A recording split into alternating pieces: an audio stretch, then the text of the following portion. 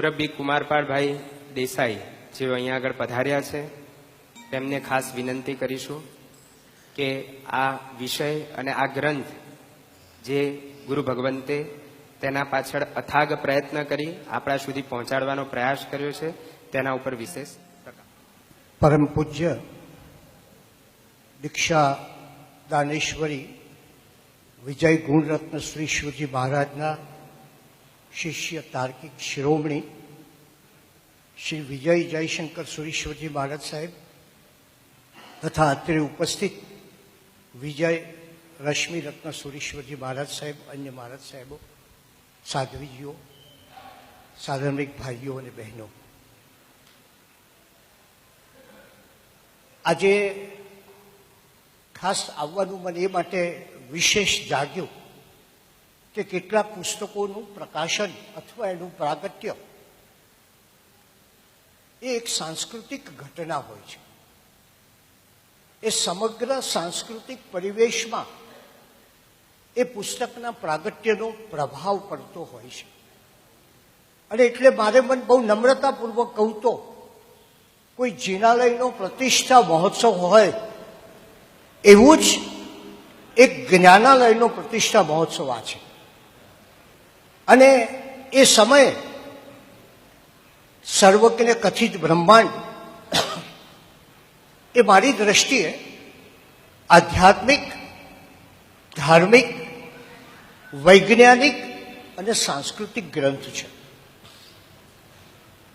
કારણ શું?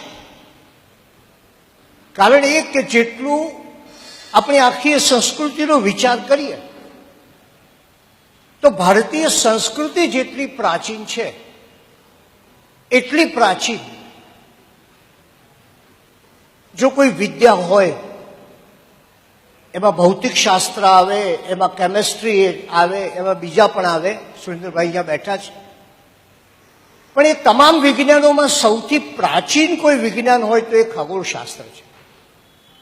અને ખગોળશાસ્ત્રનું કોઈ પુસ્તક જ્યારે પ્રગટ થાય ત્યારે મારી દ્રષ્ટિએ એક આપણી શરૂઆતની જે વિદ્યાઓ, શરૂઆતની જે માનવ ઝંખનાઓ, શરૂઆતની જ્ઞાન માટેની પીપાસાઓ, એનો એક આપણને જોવા મળે. અને એટલે જ આજે લોકો સ્ટીફન હોકિંગ્સ હોય તો ગમે એને વાંચવા બેસી જાય. આજે મુંબઈમાં વસતા પંકજ જોશી હોય, જે રાવળ હોય, અને બ્રહ્માંડ વિશે લોકોની એટલી બધી જિજ્ઞાસા છે કે મેં હમણાં જ થોડા વખત પહેલા વિશ્વકોશ દ્વારા એક પુસ્તક પ્રગટ કર્યું, એનું નામ છે બ્રહ્માંડ. આ પુસ્તકની વિશેષતા એ છે કે લેખક જે એના હતા એ અમદાવાદના ઈએનટી સર્જન ડોક્ટર સુબોધ ઝવેરી હતા. એટલે કે પોતાના વ્યવસાય પછી સમય મળ્યો અને આખું જે એ કામ કર્યું ત્યારે એક ભવ્ય શ્રુત પુરુષાર્થ આ સર્વજ્ઞ કથિત બ્રહ્માંડ પુસ્તકમાં આપણને આજે જોવા મળે છે. એમાં ઘણી ઘણી વાત છે. સરેમલજીભાઈ આગળ બાબુભાઈએ સરસ વાત કરી. અને ત્યારે મારે આપણે એટલું જ કહેવું છે કે આપણે પ્રાચીન અને શાશ્વત વચ્ચેનો ભેદ ભૂલી ગયા છે. આપણે જાણે એમ માનીએ છીએ કે પ્રાચીન એટલે જૂનું, પહેલાનું, જૂનું પુરાણું થઈ ગયેલું, હવે જેનો કોઈ મહિમા નથી, એ પ્રાચીન. મારે કહેવું છે કે જૈન ધર્મ છે ને એ શાશ્વત છે. અને આ ગ્રંથની બહુ મોટી સિદ્ધિ એ છે કે એને વિજ્ઞાનના જે અત્યારના સત્યોને પડકારવાને બદલે પરમાત્માએ જે સત્યો આપેલા છે, આ ગ્રંથોમાં જે સત્યો પડેલા છે, આ આગમ ગ્રંથોમાં જે કંઈ છે એની સરસ અને માર્મિક રજૂઆત કરી છે. શા માટે વિજ્ઞાનને પડકારવું ન જોઈએ એનો એક સવાલ આપને મનમાં જાગે. કારણ કે આજે બધા જ વિજ્ઞાનના પડકારની વાત કરતા હોય, પણ ત્યારે આપણે એ વાત સૌએ સ્વીકારવી જોઈએ કે વિજ્ઞાન છે ને એ સતત સંશોધનનો વિષય છે, સતત પ્રયોગનો વિષય છે. આજે આઈન્સ્ટાઈન એક વાત નક્કી કરે એ પાછો ફરી એની પહેલા ન્યૂટને કરી હોય તેનાથી સાવ જુદી હોય. ત્યારે વિજ્ઞાને પરમાત્માએ હજારો વર્ષ પહેલા કહ્યું કે જીવાવહો અપવહો, જીવનો વધ એ તારો પોતાનો વધ છે. અને આજે આપણે જાણીએ છીએ કે મનુષ્ય સૃષ્ટિને હવે ખબર પડી કે માણસનું અસ્તિત્વ ભારે જોખમમાં છે. જો આ માણસને તાત્કાલિક અને તત્કાળ આ પ્રાણીઓને બચાવશે નહીં તો આજે પ્રત્યેક 20 મિનિટે એક પશુ કે પક્ષીની જાતિ આ જગત ઉપરથી નષ્ટ થાય છે. પહેલા જે ઘટના 1000 વર્ષે બનતી હતી એ આજે પ્રત્યેક 20 મિનિટે બને છે.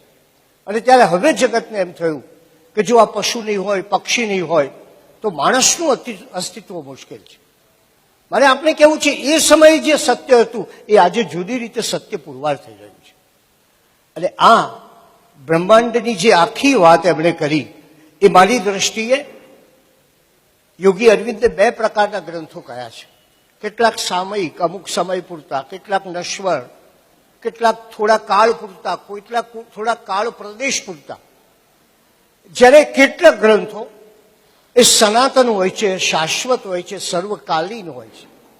અને આ ગ્રંથ એવો આ ગ્રંથ છે જે મારી દ્રષ્ટિએ એક સમયનું નહીં પણ સનાતન કાળનું એક જે દર્શન છે, એક જે આપણા શાસ્ત્રોમાં અને આપણા આગમ ગ્રંથોમાં પડેલી વાત છે એને આપી છે. અને માટે આજે મારી દ્રષ્ટિએ મને તેમ હતું કે અહીંયા જૈન સમાજ આખો ઉમટશે, કારણ કે એને માટે તો આ એક બહુ મહાન સિદ્ધિની વાત છે. આવો ગ્રંથ આપણે ત્યાં થયો નથી. એક માદામ કાયા નામના ફ્રેન્ચ સંશોધકે જૈન કોસ્મોલોજી ગ્રંથ લખ્યો અને દુનિયાને બહુ આશ્ચર્ય થયું. એ પહેલા કેટલાય લોકો આ કોસ્મોલોજીનો અભ્યાસ કરવા માટે વિદેશથી આવ્યા, પણ આ ગ્રંથ એ મારી દ્રષ્ટિએ સાહેબજીને મારે કહેવું જોઈએ કે એમણે એક અદ્ભુત કામ કર્યું છે. એને મારે આપ સૌની એટલી જ વિનંતી કે આપણે સૌ કોઈ એક સંસ્થા તરીકે તો સારા છીએ, કોઈ સંસ્થા હશે એ આની ખરીદી કરશે, લેશે, પણ પ્રત્યેક વ્યક્તિએ આ ગ્રંથ ખરીદવો જોઈએ એવો મારો આગ્રહ છે. આપણો સમાજ કંઈક એવો છે કે જે કંઈક કોઈ બહાર જાય મનોરંજનમાં ઘણા પૈસા ખર્ચે, પણ એના ગ્રંથમાં પૂછો મોટો મહેલ જેવું ઘર બનાવે, પણ પૂછો કોઈ શાસ્ત્રીય ગ્રંથ છે તો કે ના, એકાદ મેગેઝિન આવે છે ચિત્રરેખા જેવું, બાકી કંઈ છે એની ઘરમાં. આ દરિદ્રતા છે, બહુ સમાજની દરિદ્રતા છે, વૈચારિક દરિદ્રતા છે. અને ત્યારે હું ઈચ્છું કે આ પ્રત્યેક સંસ્થાઓએ તો આ લેશે જ, પણ પ્રત્યેક વ્યક્તિઓએ આ લઈ અને બીજાને વહેંચવું જોઈએ. આ જ્ઞાન જેટલું વહેંચીએ તેટલું વધે છે. અને ત્યારે મારો આગ્રહ એ છે એ કામ થવું જોઈએ. અને બીજું, બાબુભાઈ છે એટલે થશે કે અનેક જુદી જુદી સંસ્થાઓ છે આજે ભારતની અને વિદેશની અનેક યુનિવર્સિટી અને શિક્ષણ સંસ્થાઓમાં આના વિભાગો ચાલે છે સાહેબ. એ વિભાગોમાં પણ આપણો આ ગ્રંથ પહોંચવો જોઈએ. આપણે માનીએ કે અંગ્રેજીમાં નથી, હિન્દીમાં છે એટલે શું થશે એવી કોઈ નાનમ રાખવાની જરૂર નથી. ત્યાં જેને જ્ઞાન સંપાદનની ધગશ છે ને એ તો હિન્દીની ગુજરાતી પણ વાંચશે સાહેબ. પણ એ ગ્રંથ દાખલા તરીકે અહીંયા તાતા રિસર્ચ ફંડામેન્ટલ સેન્ટર છે, મુંબઈમાં બહુ મોટું કામ કરે છે, બેંગ્લોરમાં એસ્ટ્રોનોમીનું સેન્ટર છે. આ બધા જગાએ આપણે આ ગ્રંથો મોકલવા જોઈએ.